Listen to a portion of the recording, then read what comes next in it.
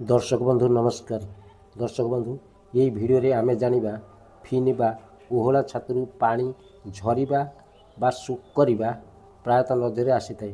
वर्षा समय रे फिन रे पानी केमिति न जकैबो फिन रे आसंति जानिबा यही भिडियो रे।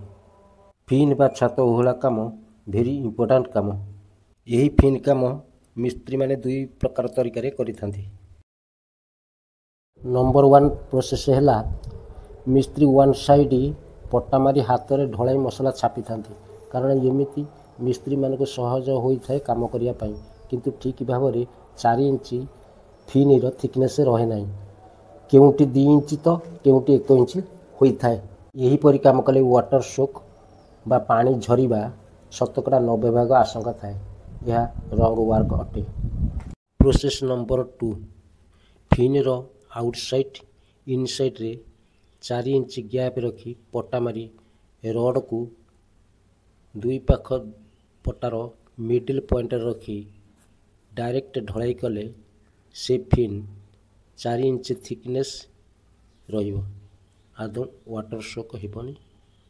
ये काम कले फिनटी लंग लास्टिंग करिवो।